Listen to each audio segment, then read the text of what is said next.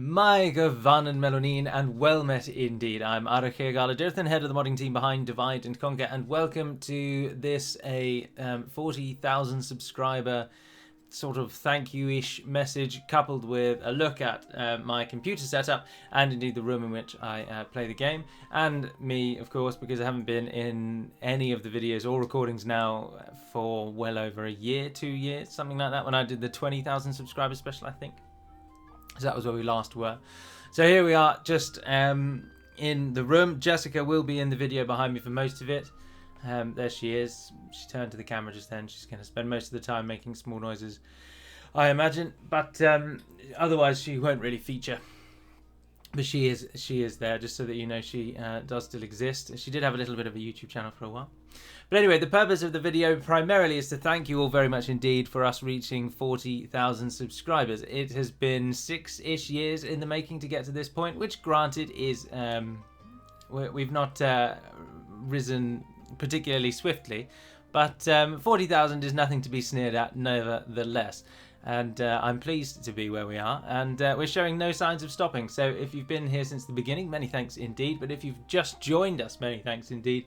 Indeed, thanks to you all, because it is yourselves that make the channel grow and stay strong, with your little bits of advice here and there, your words of wisdom, and obviously watching and supporting the channel in all the different ways. So thank you very much for that.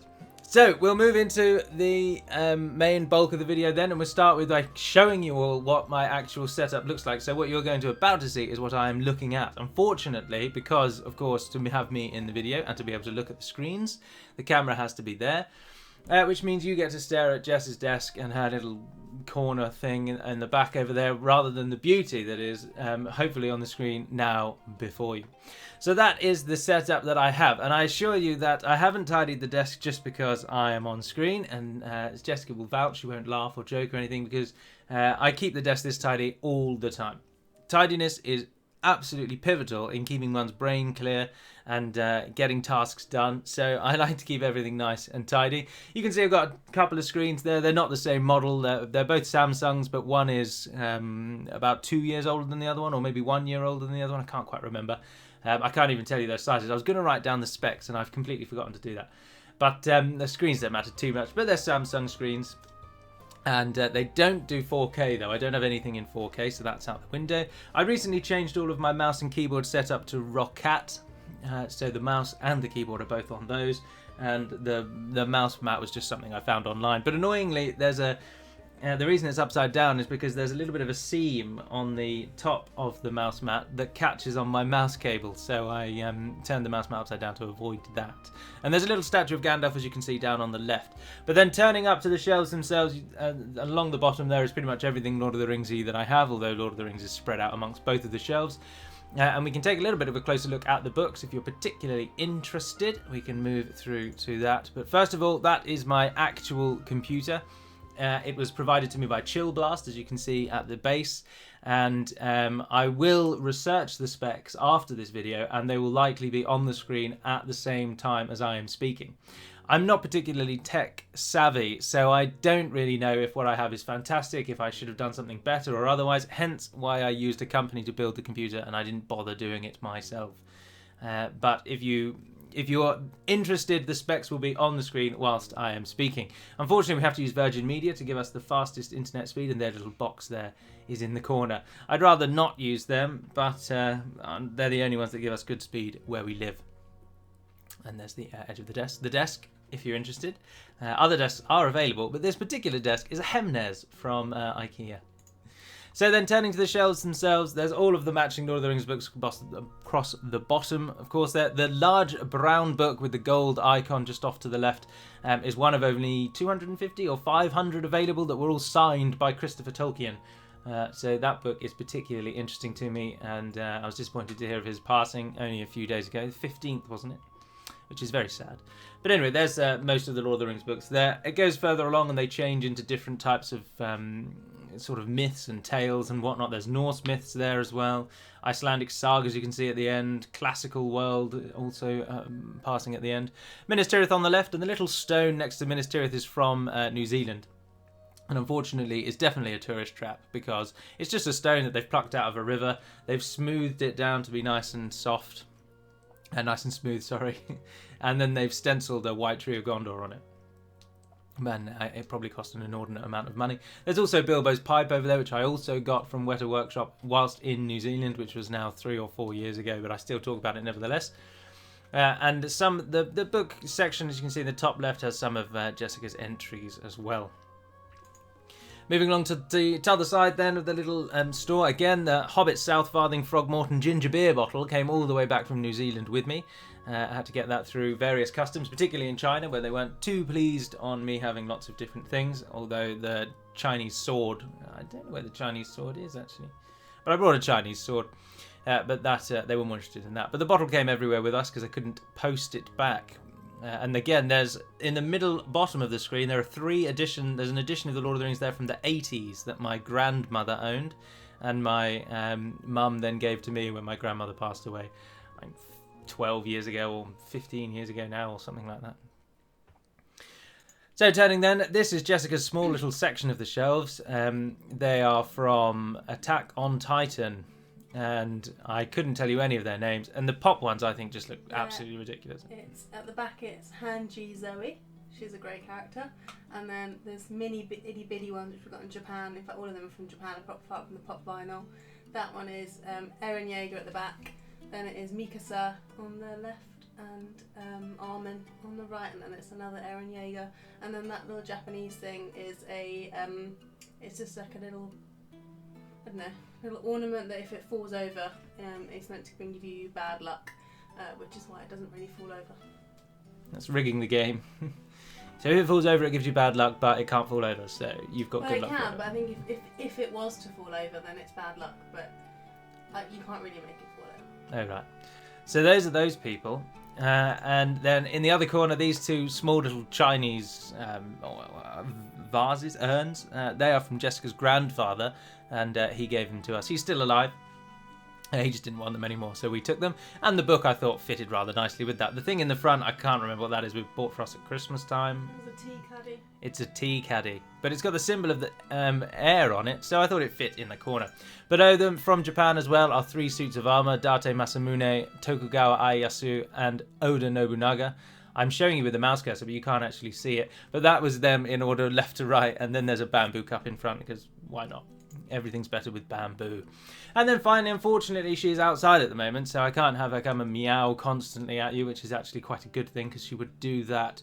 But there is Callie the cat. You may have seen Callie cat from the picture I posted on the community tab around Christmas time to say there was going to be a little while until there were a few more videos. She is a thoroughbred Siamese cat, or Thai, because Siam is called Thailand now. And she constantly looks like she's frowning. She's not actually scared or upset or sad. She just always looks like she's frowning.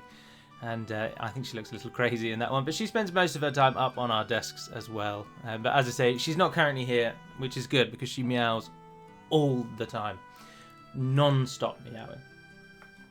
So that is the setup. And that is how I record and play all the games and do everything that I do, pretty much all from this space. But now we shall turn to the various questions that some of you had for me, about bang on time, really. Last time I did this video it was about 40 minutes long, and this time I was hoping to make it not that long. I should have also said at the start a bit of a disclaimer. The camera that we are using, very graciously provided by Jessica, who I do call Jess, but I just prefer Jessica when using her name formally. The camera Jess got a long time ago when she was doing YouTube channels and was kind of like an introductory camera, so it gives a good crisp picture, but of course it could be infinitely better. But as I don't bother appearing in any of the videos that I'm in, I didn't see the need to spend a load of money for one video. So the camera may be a bit blurry here and there, and you just have to put up with that. So the questions then, turning to them. The first question comes to us, and again, these will now be on the screen, as I will definitely remember to do that this time. The questions come to you. The first one comes from Federico Aviano, and he asks, have you ever thought of making a mod on a period of the First or Second Age? And this is part of a wider question that was asked an awful lot, which is basically, would I ever do another mod for any other game, or for a different time period or something like that? And the answer quite simply is no. I will do Divide and Conquer until I sort of can't be bothered anymore. Or indeed, if life gets in the way, then I'll stop also. But at that point, I won't bother learning any other types of mods, any other types of games or anything. I will only do what I know with Divide and Conquer now, and when my time with DAC ends, I will leave modding behind. Someone did ask, do I wish that apologies, I didn't write the name down, I knew I should have done that, but someone did ask, do I wish that I had done a different game to start with? Do I wish, for example, that I'd started modding Rome 2 or Shogun 2? And I think I probably would say yes, to be honest, actually, because I think Med 2 will eventually lose popularity as more and more Total War games come out. And in time, I'm sure that they will make the Total War games more modder friendly, as at least I seem to understand that they are now sort of doing. And whereas Med 2 is a bit dated, so I think we can't reach as wide an audience as perhaps we could have done. So that's from Federico. And then Rob Allen asks, am I excited about the upcoming Lord of the Rings TV series, and do I think the universe should be expanded in the same way that Star Wars has been? Yes, absolutely. To both of those questions, I'm very excited for the Lord of the Rings TV series, and I couldn't care one jot if they change whatever they want about the series. I just want to be back in Middle-earth. I'm not one of those absolute diehard purists. Let them change what they will. The books are the books, and my experience with the books is my own experience with them. And no one can tarnish or change or amend that. I could watch the world's best or worst adaptation, but what I saw and what I thought when I read the books remains for me and me alone. So they can do what they like with the TV series, as long as it's set in Middle-earth and I get to learn a little bit of Sauron or Melkor's doings, although it's Second Age, isn't it, so it'll be Sauron, and see the peoples try and rise up and fight against him. I'm really keen to see what Numenor's going to look like, if indeed we do get Numenor, which I think the whole series is going to be basically about Numenor, isn't it? But we'll see in time. I'm really just keen to see the Lord of the Rings back on the big screen. I just think it's enjoyable. It adds to the escapism that is Lord of the Rings for many of us already. So yes, I am excited, and I'd happily have them expand the universe. I think, isn't there some sort of limitation period on the publications of fan fiction or something like that? I'm not very well versed with intellectual property law, I am afraid. I wish to be more versed with it, but I'm not. Private client mostly, and many lesser forms of law, or not lesser, but not as detailed, not as specific. Anyway, that's irrelevant. But the reason I mention that is because I think with Christopher Tolkien passing away, and we're reaching a point where other stories could now be published with the Lord of the Rings IP, I understand, although it's a very grey area. But I would happily read sort of fan fiction books about Lord of the Rings. I'm not precious about the core material staying as the core material. Brodie Hurt asks, what is my opinion on Game of Thrones? I haven't read Game of Thrones, and I've watched the first season up to the point that Sean Bean loses his head, and that's as far as I've gone. It just didn't grip me, to be honest. It didn't. He's called Ned, isn't he? Ned Stark. It didn't really draw me in, and so I've never really watched the rest of them. I'm sure I probably would enjoy it if I did watch it, but when Game of Thrones came out, I was very deep into sort of the studies side of Lord of the Rings. I was at university when it came out, which is when the YouTube channel really started, and I didn't want to devote time to a fantasy universe that, when the fantasy universe that I was trying to actually sort of engage with and create content for, I still didn't even know everything about that. So it felt like I was dividing my attention, which would, of course, cause suffering to the learning on both sides. You wouldn't take as much from Game of Thrones in, and you wouldn't take as much from Lord of the Rings in, so I never bothered. And now so much time has passed, I'm just not bothered. And from the little I understand of the series, the ending of the series is a massive cop-out, and I would apparently be disappointed. And I can understand why people, even though I've not seen the series, it's impossible to avoid Game of Thrones, and I understand 100% why people are annoyed with the ending. And I, having even not seen it, side with those that would be annoyed. It seems like they just rushed an ending because they wanted to bugger off. But I haven't seen it. Ryan Kelly asks in a similar vein, am I a fan of Star Trek, and if so, which series is my favourite, which captain is my favourite, and who's your favourite character in general? I am a fan of Star Trek, but I've never seen the original series. I've only ever seen the Next Generation and the modern adaptations, and a couple of Deep Space Nine episodes. But I don't really have a favourite character, I'm afraid. The series is quite dated. I think probably Riker. I think because he seems a little more human than Picard. Basing it, of course, on Next Generation because that's the most of any of the series that I've seen. But Jean-Luc just sometimes comes across as not a very nice person, really. Whereas I feel like Riker is always is more human. And also the hellish mix that is Jean-Luc having the most English accent and having all the idiosyncrasies and mannerisms of an English person, and then professing to be French throughout the programme. I just think that's ridiculous. Just give him a damned English name and have him as an English person. But of course they're trying to reflect the fact that in the future we are all one and old nations don't matter anymore. Which of course is the goal, but right now, at the moment, an English person with a French name, madness.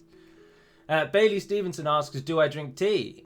Leading on from that, and if so, what kind? What is my beverage of choice? Well, as a devout and strong English person, I don't drink tea or coffee, and I drink mostly squash, or at the moment, since moving out about a year and a half ago, moving into our own home, we drink a lot of Pepsi Max.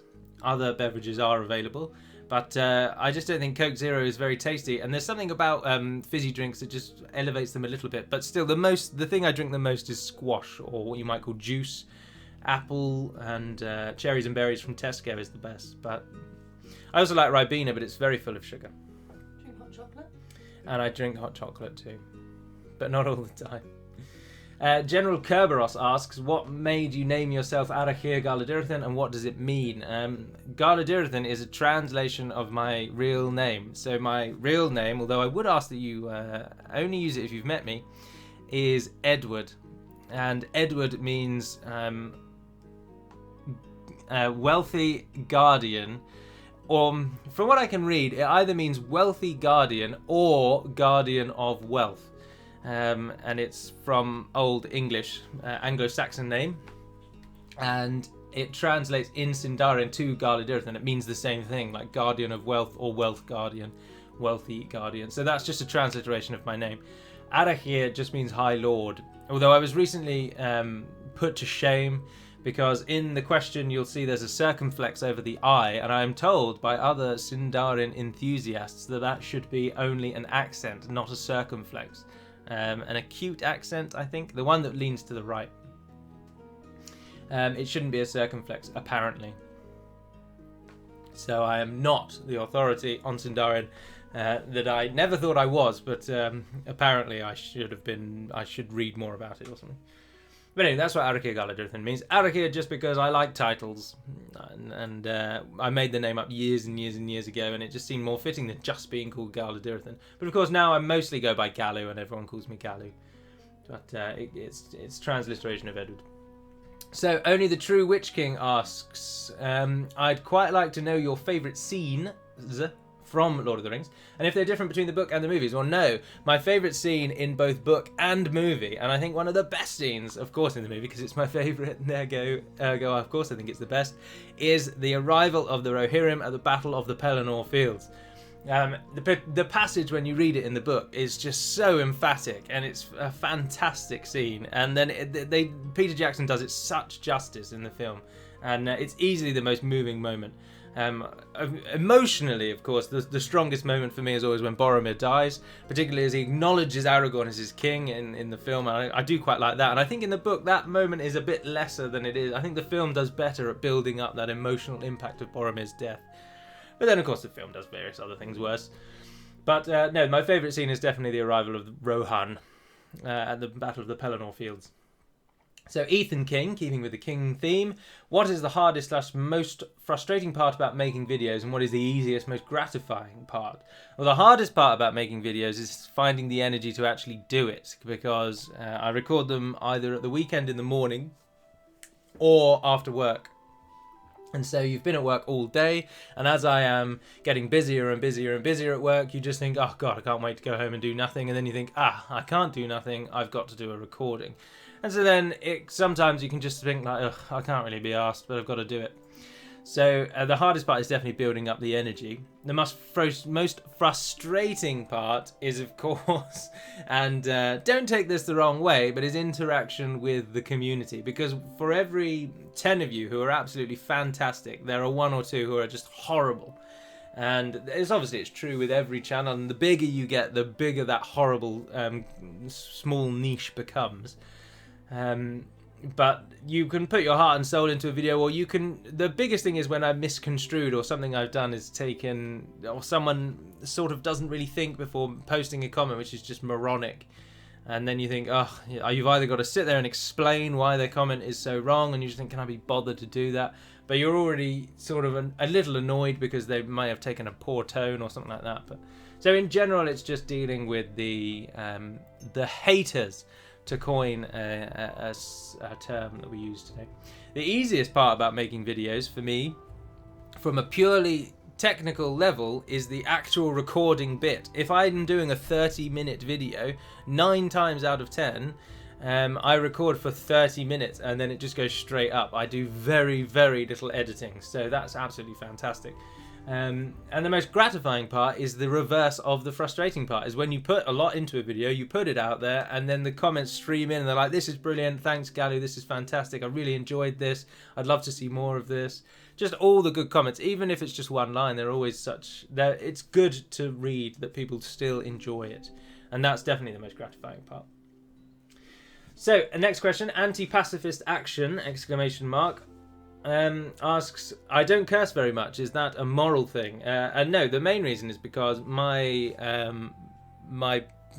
dad actually does curse quite a lot, but my mother doesn't. And from a very young age, she absolutely just would not have us swearing at all.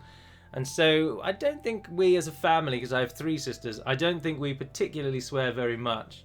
But also, I don't think you necessarily need to swear. And I know everyone always points to that Stephen Fry. Stephen Fry did a very famous sort of little speech about how swearing can absolutely be useful, and it isn't a sign that people don't know what to say, and that's why they've sworn. But there's no smoke without fire, and most of the time in everyday interactions with people, I find that people swear because they don't know what to say. So if I want to say that something at the weekend was fantastic, for people that don't have perhaps the lexicon that some of us can pull from, they wouldn't say, oh, my weekend was fantastic. They'd say it was effing brilliant, or effing great, or effing the other way. And I'm not absolutely in any way saying I'm an absolute genius and I've got such an intellect, no one can touch me, and these people must be morons. But I mean, when you hear people swearing in every other word, it's because they just can't think of another way to describe the word. They don't know another sort of adjective or pronoun. Do I mean pronoun? I don't even know. My English isn't even that good either. But if I wanted to say something was really, really good, I could say it's really, really good. And I could use other words for that, whereas I find people tend to use effing and whatnot because they can't think of something else, so they need that word to give it impact. But it just hits the ear wrong. I don't know. I just don't like to swear. It's not a very good explanation, is it? Also, he asks, or she, or they, anti-pacifist action, or the group asks, what kind of music do I listen to? I listen to all kinds of music except really sort of heavy metal. Now, well, I do have I literally only have 2 heavy metal tracks actually, but that's still 2 more than none. But the most common type of music I listen to is either classical music or the subgenre of tropical house music. My favourite artist by some stretch is Kygo, and I thoroughly enjoy a lot of his work, but I listen to a lot of songs as well from the past. Phil Collins is present on many of my playlists. So I listen to a lot of him. I like songs from the 80s as well. They've always got quite a sort of uplifting and positive feeling to them, and I quite like that. But no, classical music or tropical house music I listen to the most, definitely. And I also thoroughly enjoy Two Steps from Hell. I got almost every album that they've ever pulled together for iTunes, because sadly I still use iTunes. I do not use Spotify or any of those. I have an iPod and I put my music onto it, and I've got a lot of Two Steps from Hell. So this question is not really a question, but is more of a public service announcement. But 5551118 asks, would I be willing to sell the audio files of the old lore videos for purely personal use? And the reason it's more of a public service announcement is because I did create a hidden playlist for the hidden lore videos. So if you really want to see the hidden lore videos, simply comment on any video at all that you'd really quite like to watch the old lore videos. Like I used to watch them all the time or something along those lines. Just pop a comment and I'll post you a link to the hidden playlist. And that way the people that want to see them can see them, and the people that will just moan at me for non-stop, they can't see them. Well, of course they can, but they aren't going to want to watch it, are they? So it keeps them away. Teddy Holthaus. Oh, that's an interesting name. Holthaus. How would I say that in England? I'm going to go with Holthaus. My question may seem strange, but I wonder, have you ever been on a farm? Do you prefer the country to the more urban landscape? I don't know how much the UK has for country. I'm an American. We've got a lot of country in the UK, actually. Despite our very small size, obviously nowhere near the amount of non-urban space that America would have, but there's plenty of places you can get away from it all here in the UK. And no, I absolutely prefer a more rural country lifestyle. For those of you that are interested, I live in a town called Leighton Buzzard, which is in the county of Bedfordshire. Shudders. I used to live in Hertfordshire, a much better county. Even better than the royal counties, although they'd fight you on that. But just because the Queen gives them royal naming rights doesn't make them the best counties. But anyway, and Leighton Buzzard is a small town outside of... It's sort of... it's caught between two larger towns. Of course, London is only about 30 minutes away, which is England's biggest city. And Milton Keynes is only a short distance away as well, which is an up-and-coming city in this region. But I much prefer the rural lifestyle. I've never worked on a farm, but I've been on many farms. And I used to do a lot of trekking in the countryside when I was younger through the Scouts organisation. They're called Boy Scouts of America, aren't they, in America? But here they're just called the Scouts. And I used to do a lot of walks and things with them. So I frequent the countryside as often as I can. And now we go away. Each year we tend to go away somewhere in England for a week and go on walks and hikes, like places to Wales, Cornwall, Devon, the Lake District, the Peak District, places like that. Which, if you're in England, of course, you'll know exactly what I mean. And if you're in America, you may only know them on maps. But if you're not from England, know that Cornwall, Devon, Wales and the Lake District are the key rural areas and the places of scenic beauty.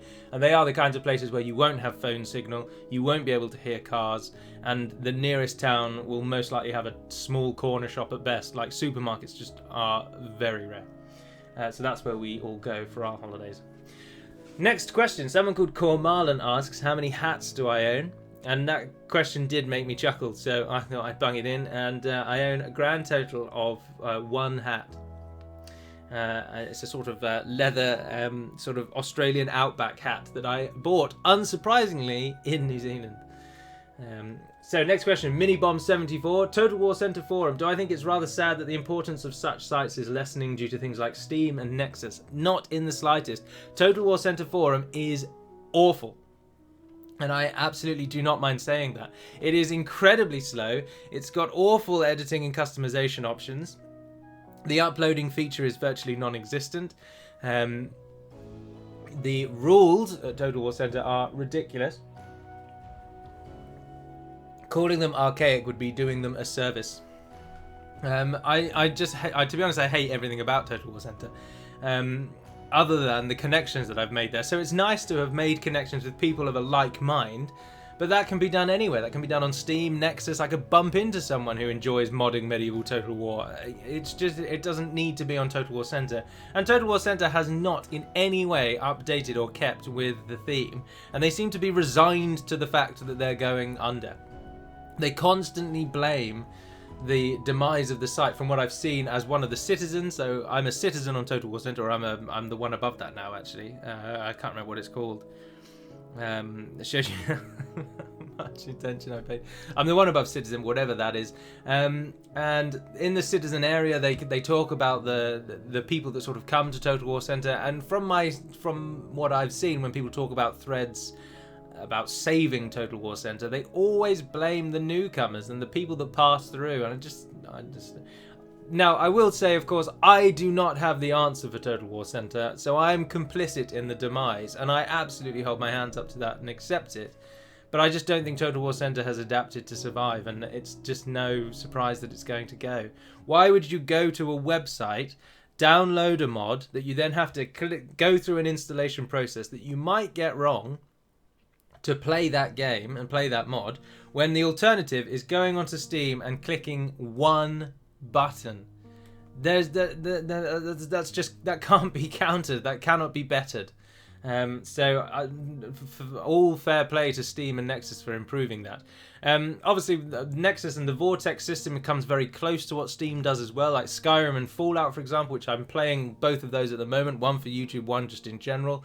And Nexus's Vortex system, or the mod managers that you use, make it so simple. I click the Vortex button, and then when in the actual Vortex system itself, I click enable, I deploy, and I play the game, and the mod is ready. The installation process is the same for every mod, give or take, and it makes it so simple. Whereas Total War Center, you've got to download the file, and in our case with Divide and Conquer, for example, we can't even host it on Total War Center. So you come to our homepage, then you've got to go to ModDB, then you've got to hope ModDB lets you download in your region. So we're just totally out of the creek, really. We can't move to Nexus because Nexus is really, really hot on rights and ownership rights, and they just simply do not allow any of those kinds of transgressions. And at the moment, we've got plenty of pictures in the mod that we did not approach the artists to use, because of course we aren't charging anyone for the mod, so we haven't broken any laws yet. If we charged people for it, then if we were using other people's pictures and drawings, then they've got a claim against us, of course. But at the moment, they've got nothing. But Nexus would still take umbrage with that, and they would remove our mod. So we can't use Nexus.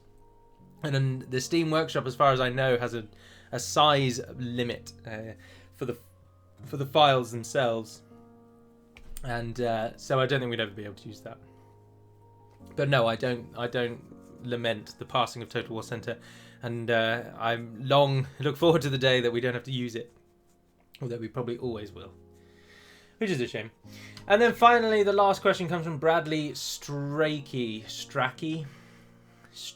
I'm going to go with Strakey. Am I a massive football fan, or do I just follow the scores? And a couple of other people asked, which team do I support? And of course, when I say football, we mean what you Americans would call soccer. But I mean, it isn't. It's football. You use your feet. And anyway, I am a fan of football. I wouldn't say I'm a massive fan, but I go to games when I can.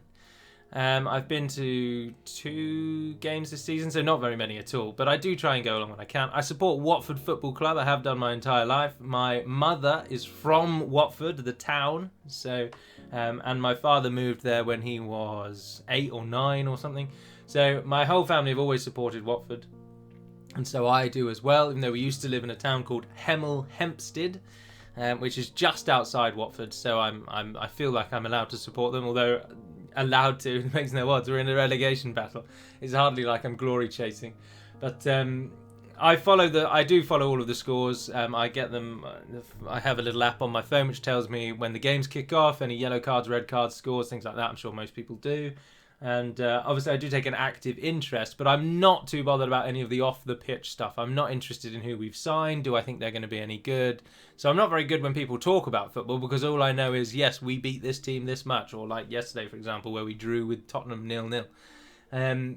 But outside of that, I'm not that. I play football every single week.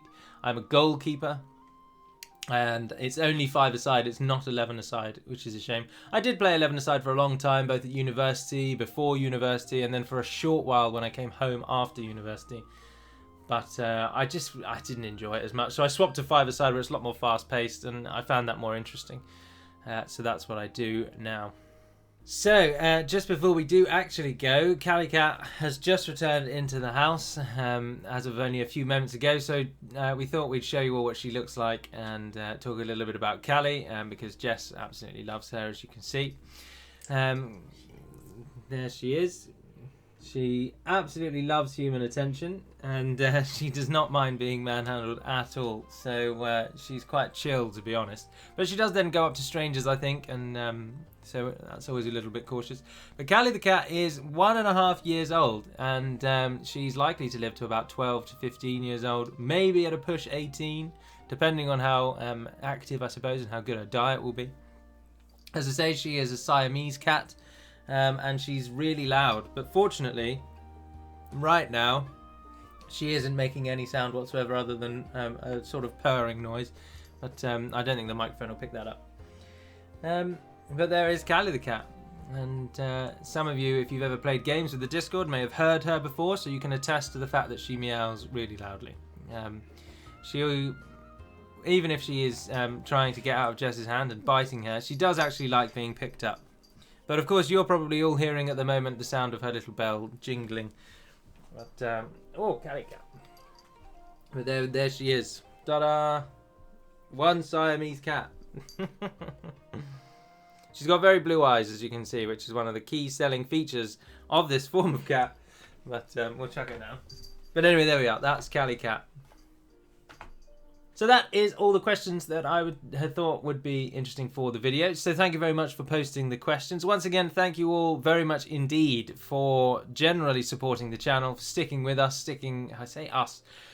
well, because I always think of the channel as being DAC, to be honest. So sticking with the DAC team. And of course, the final question that I should definitely end on is the question asked every single day. Some of you may be interested to learn that, but literally every single day someone asks, when is version 4 going to be released? And the answer to that question, that important hot topic, is as ever 7. So that is when it will be released. So thank you very much for watching the video, if indeed you have. Do excuse any sort of jitters or bugs or problems that may have occurred. These videos are so rare and they're unlikely to get them again. But I'm sure I've sort of smoothed everything out in the editing. I hope Jessica has been entertaining for you behind me while she's been browsing the internet, probably Instagram or whatever she's doing at the moment. Reddit. She's on Reddit at the moment. She's on Reddit. Other sites, of course, are available. But until we speak again, dear friends, that will conclude this video. So thank you very much for watching. Thank you for sticking with the channel for some time, and until we speak again, Nevarne den Perimad Melonin, and farewell.